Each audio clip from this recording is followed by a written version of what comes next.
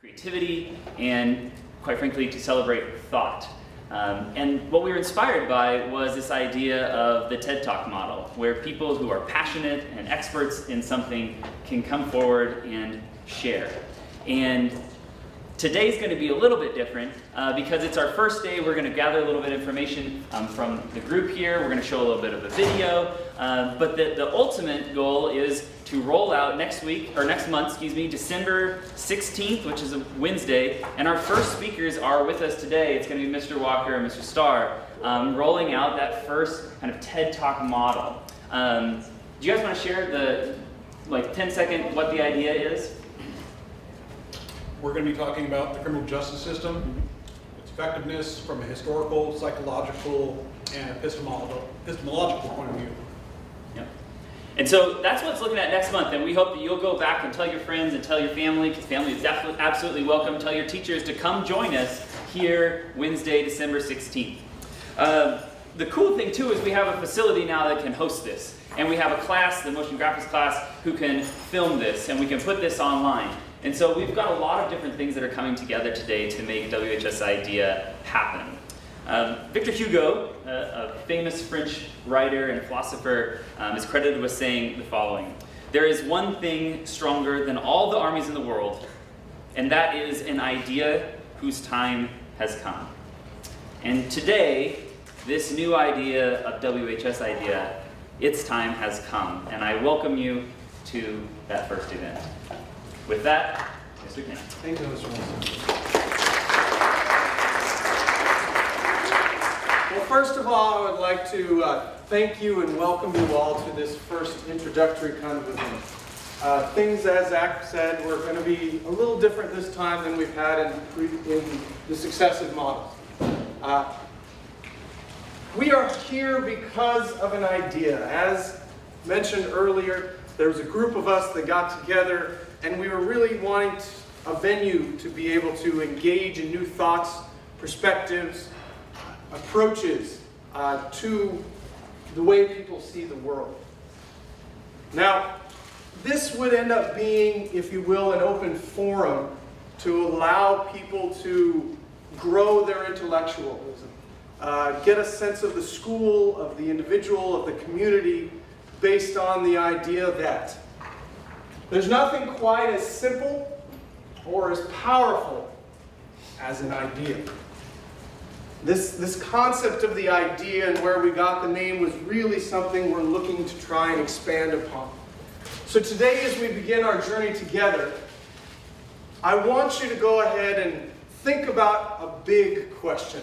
Let's start with something huge that we may not be able to address today, but that can act as a lens or framework for you to approach all the rest of the discussions that we'll have over the course of the year. That question is, what does it mean to be human? Take a quick minute, think to yourself, take some time and think about what does it mean to be human?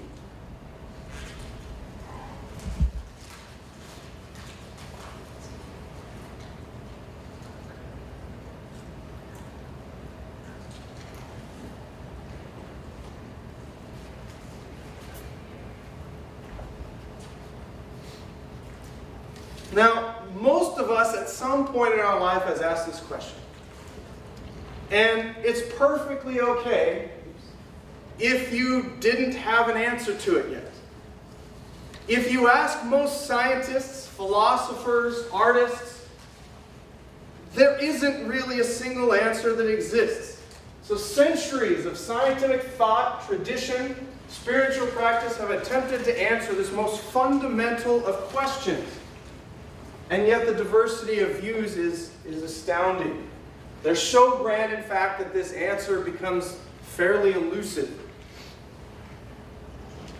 In physics, we talk about frame of reference.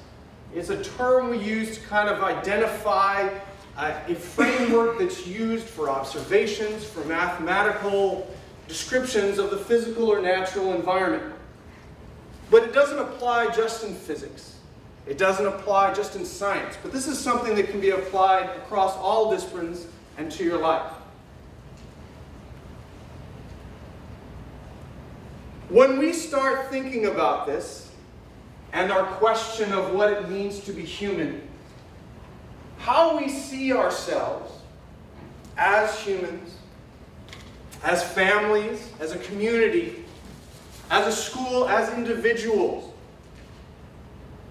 really is the foundation for our values, our choices, and our relationships.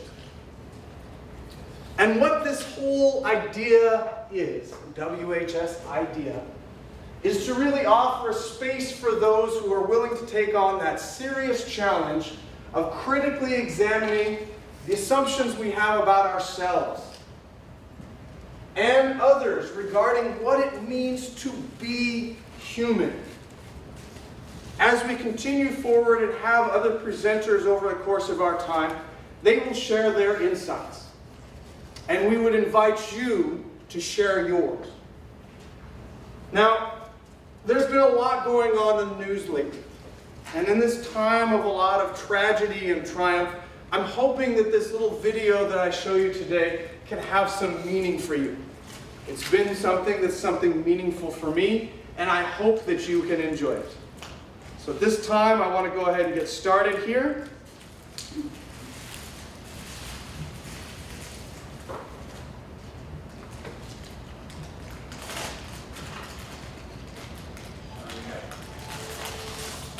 Oh, it's not playing.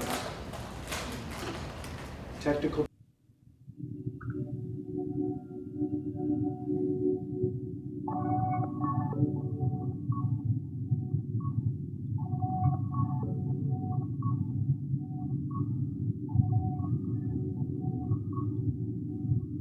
Five, four, three, two, one.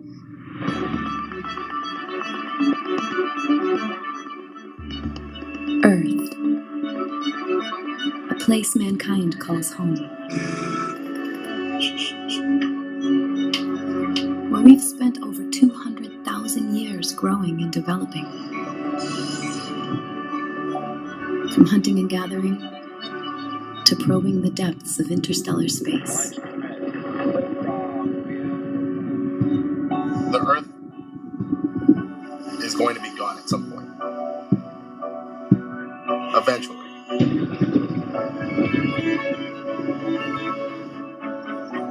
Maybe one day we'll find someplace new to live. Somewhere far away. Wherever we go, we'll have to take something with us to show future generations what life on Earth was like. What do you like about living on Earth?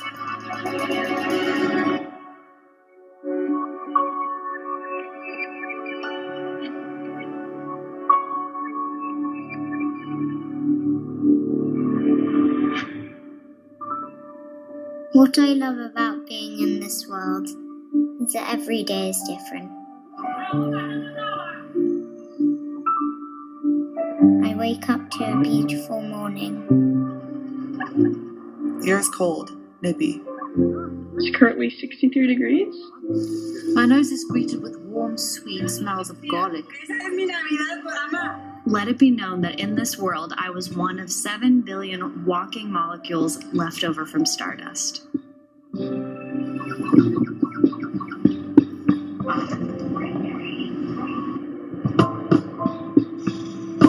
I live a simple life.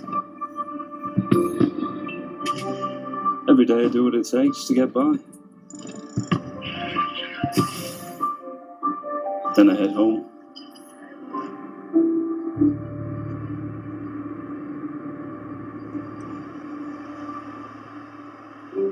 The one moment in my life that truly changed me was the day I met my wife.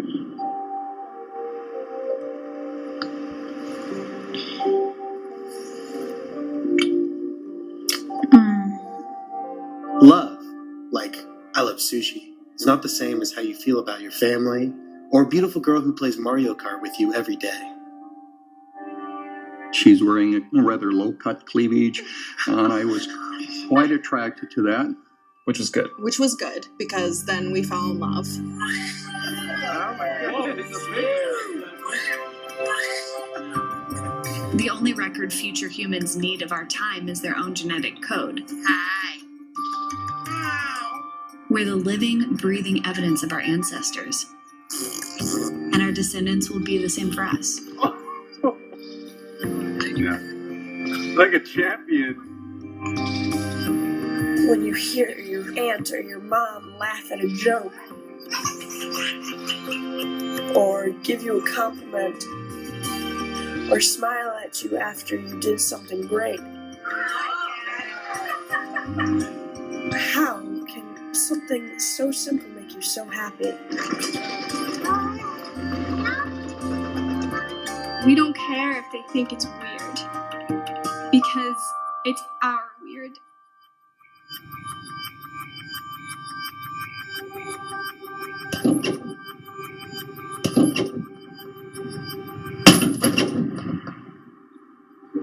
You know, there's not much really to say. I'm just one person, but who am I? What am I doing?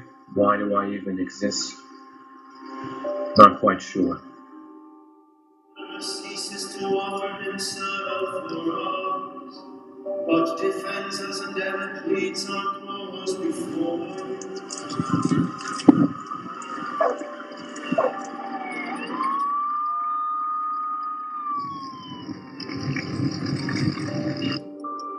I have seen the moment of my greatness flicker. I have seen the eternal footman hold my coat and snicker. Talk to me. Talk to me. Please.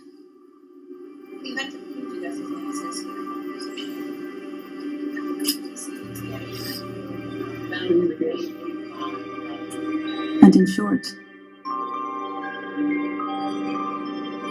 I was afraid.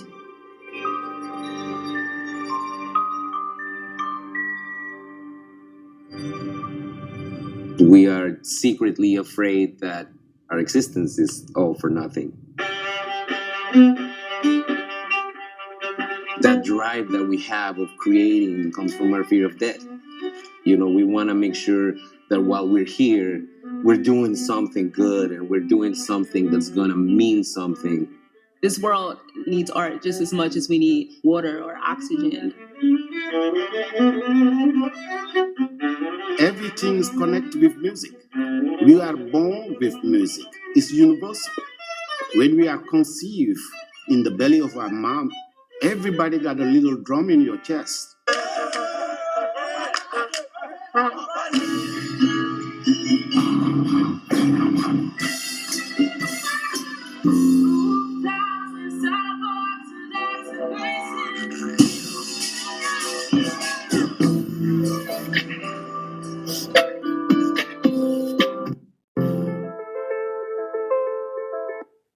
I told him, I said, well, I might as well get out here and do the lecture slide and let it all hang out. Let it hang out. Oh, don't you know how to do it? In Shaolin, we say we teach you to get to a higher level. Each person, they create their own motions. Not just Kung Fu, maybe running, or maybe yoga, or dance. They create their own way to exercise, to training themselves, be strong. So of course, what they create is like a writer writing a book. The power of words is to allow somebody to feel like they're experiencing something for the first time and not be afraid. You're releasing something. Snapshots from a stranger. Compliments of custom. We dream because that's our human nature. The engineers and designers and creators. As we progress in life, we notice things can be better. If people had more respect for other lifestyles, the world would be a lot better place. That's my goal, to try to make that happen for my grandchildren and my great-grandchildren. All these things we do and make and change is to say, I existed. We were here.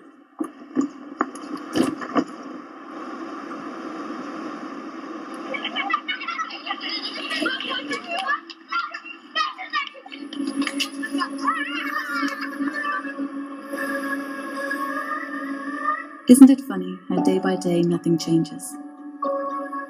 But when you look back, Everything is different.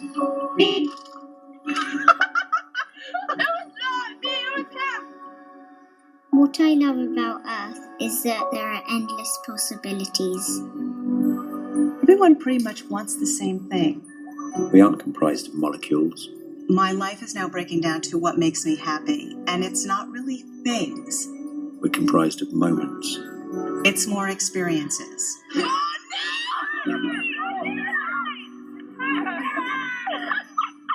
When I was recognized as a person, I think that's my favorite part of my time on Earth.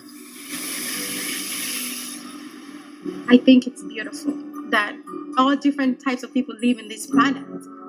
They wake up in the morning, they eat something different. They have different stories to tell. Wow, 太好看了. It makes me realize that there is something bigger than us. I'm connected to something. Our most basic common link is that we all inhabit this small planet.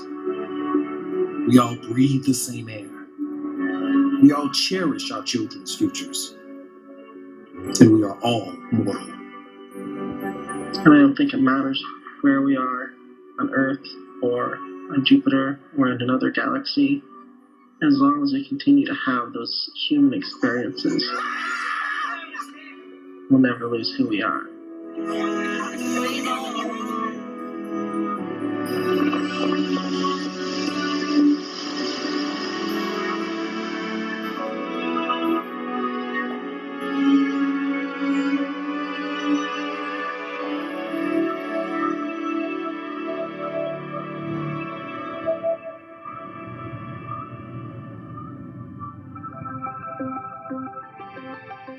So,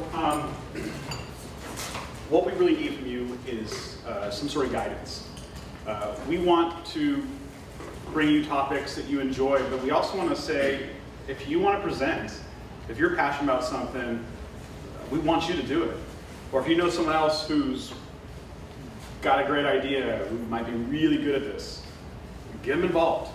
This is really supposed to be about you. We're going to kick off by doing it as teachers, but we don't want this to be a teacher-led thing. So we're going to throw up a Google form, and what I'd love you to do is at some place either write down this link or go to this link and fill out the form. So if you could either do one of those two things at this point, that would be awesome. There's like 5-6 questions. You could be thorough in your answers or quick in them, but your feedback will guide us. And I really believe that if we got an opportunity to come back together and watch things like that and discuss things like that, this would be a good use of our time. So put some thought into it and go to that short URL and fill out the form.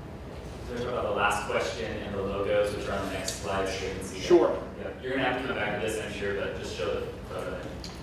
So we want to come up with a logo, and so we have a few ideas, and I just want to kind of show you the 3 kind of final ideas that we've come to. This will be the last question on the form. You can actually vote on what logo you would like to see. That is option number 1. That is option number 2. That's the thought bubble option, or thought rectangle. And option number 3, the idea brain thing. Those are the 3 that we kind of started with 10 or so, whittled it down to 3, but we really wanted to let you have an active voice in choosing what we go with. You know what? We have some crazy ideas that maybe even this becomes a nighttime event on occasion, where we do more than one. And I really think, and this has been something that we all push for, we want you guys, we want kids to present. That would be our ultimate goal. So, I don't think that you would have to get up by yourself, right? Like if you and a friend were both passionate about something, you could easily do a team presentation. For example, Star and I in December are going to present together. And it might be, for us, it was a combination of expertise. You know, he wanted to talk about something from a historical point of view, And I said I can bounce off that with the psychological point of view, and then we're going to kind of play with it in the abstract a little bit as well. So it might just be utilizing each other's strengths to promote or present an idea. Yeah. I was wondering if I'm a student is not a student, I can present it, like my older brother, is that acceptable to present it? Yeah, they have to be vetted a little bit, have to go through administration. But yeah, I mean, we've really thought about bringing in people who are from the outside, and you know, I mean, that's your brother's from the outside, of course, but you know, I know some college professors who would love to be involved in stuff like this, and I'm sure there's members of the public, the Bethel community, who has something they'd like to share. And I don't really think we're putting a cap on it. We're not restrained by the certain, I mean, we do not represent the viewpoints of Willamette High School, is I think what we're saying. We're free to speak, of course, appropriately about a variety of viewpoints. There's no like, this is the correct point of view. So yeah, we're looking for those. Yeah. How often is this supposed to happen? So at first we just want to kind of get off the ground, and so we're going to do the one in December, the Wednesday before break, and then really we're going to kind of see what the audience is like. We might after that one see, when do you want to see it? We were thinking maybe once every month and a half to a month. If it doesn't seem like it's being supported, we'll adjust. You know, obviously we didn't publicize extremely well, but we're going to do better. And word of mouth is what carries these things. I mean, you guys always see stuff on the walls and hardly ever read them thoroughly. So what's going to happen for most of us is it's going to be word of mouth. You're going to say, hey, you know, Mr. Walker is going to present on, you know, incarceration and the psychological effects on it. That people want to go, oh, that's worthwhile. I mean, I'm either going to sit somewhere talking to someone for a while, or I can be part of something like this. So give us your best on that form. And we'll run with it. We'll run with it next time.